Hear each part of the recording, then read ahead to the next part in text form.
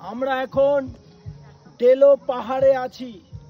সেই ডেলো পাহাড় যেখানে পশ্চিমবঙ্গের কর্মকর্তারা মিটিং করেছিল, সেই ডেলো পাহাড়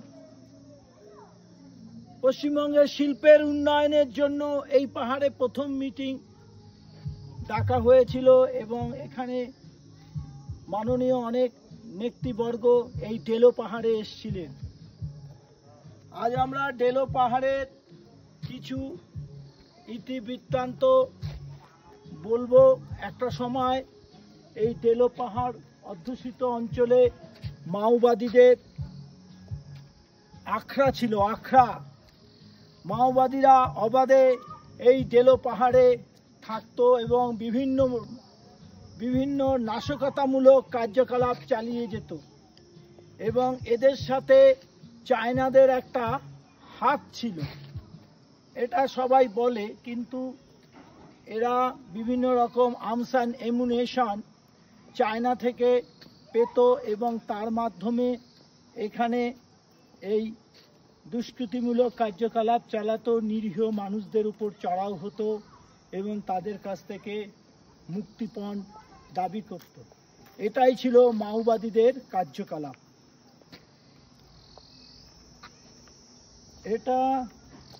এই ডেলো পাহাড়টা কালিম্পংয়েরই একটা পার্ট।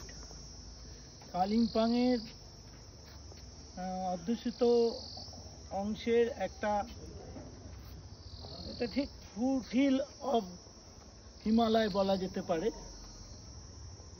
এই ডেলো পাহাড়ে আমরা আসছি। এখানকার নয়ন অভিরাম দৃশ্য, মনে হচ্ছে প্রকৃতি যেন এই পাইন গাছগুলোকে সাজিয়ে রেখেছে। এক অপরূপ রূপ এই ডেলো পাহাড়ের। খুব সুন্দর ফুলে সুভূষিত ফুলে আচ্ছাদিত হয়েছে এই পাহাড়টি এবং বিশাল বনরাজি সম্পূর্ণ। এখানে একটা গেস্ট হাউসও আছে পশ্চিমবঙ্গ সরকারের। এখানে বিভিন্ন লোকেরা বিভিন্ন রকমের কনফারেন্স বলো বা মিটিং বলো, এই ধরনের অনুষ্ঠান হয়ে থাকে।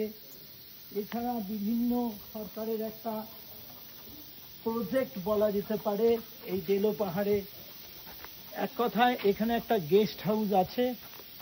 এখানে পশ্চিমবঙ্গ সরকারের অতিথিরা এই গেস্ট হাউসে আসেন, কিছু সময় তাদের অবসরকালীন কিছু সময় অতিবাহিত করে, তারপরে আবার তারা চলে যায়। আমরা ডেলো পাহাড় এমনি পত্রপত্রিকায় এবং শুনেছি, কিন্তু আজকে এটা চাক্ষুষ করলাম। এর রসস্বাদন আমরা নিলাম। ডেলো পাহাড়টা পুরো পাইন গাছেই যেন আবৃত করে রেখেছে, চারদিকে পাইন গাছ। এবং গেস্ট হাউসটা একটু ঘুরিয়ে দেখাও। গেস্ট হাউসটা দেখো কত সুন্দর গেস্ট হাউস। এখন অবশ্য কিছু লোকজন আছে, কিন্তু সেরকম একটা না, কারণ এখন সরকারের হয়তো কোনো রকম এই মুহূর্তে কোনো প্রজেকশন নেই। এটা মনে হয় সরকারি ভাড়া দেয় কি, এটা না মনে হয় না, এটা সরকারি আবাসন। এখানে কোনো ভাড়া দেওয়ার সিস্টেম নেই মনে হয়। এখানে অতিথিরা আসে, গেস্টরা আসে, এখানে কিছু সময় অতিবাহিত করে। খুব সাজানো গোছানো একটা পশ্চিমবঙ্গ সরকারের একটা গেস্ট হাউস, খুব সুন্দর লাগছে। এবং সারা দেওয়ালটাই মনে হচ্ছে পাথর কেটে কেটে বসানো, তাই না? পাথর কেটে কেটে বসানো, তারপরে আবার সেটা পালিশ করা। একটু বিল্ডিংটা একটু আনকরা টাইপের, খুবই ভালো লাগছে দেখতে। এখনো মনে হয় কাজ কিছু চলছে, কিছুটা এখানে মনে হয় ফায়ার ক্যাম্প হয় মনে হয়। ক্যাম্প ফায়ার মনে হয় এই জায়গাটা হয়, কাঠ রাখা আছে এখানে। কি এটা কি আছে দেখো তো, এটা কি লেখা আছে? 1998 সালে দার্জিলিং গোর্খা হিল কাউন্সিল সুভাষ ঘিসিং ইনঅগারেট করেছে এটা। তার মানে এটা জ্যোতি বসুর আমলে এটা ইনঅগারেশন হয়েছে। সুভাষ ঘিসিং এটাকে করেছিল এই গেস্ট হাউসটা কত সালে? 31 ডিসেম্বর 98। খুবই সুন্দর এবং পুরো বিল্ডিংটাই পাথরের দিয়ে পালিশ করা।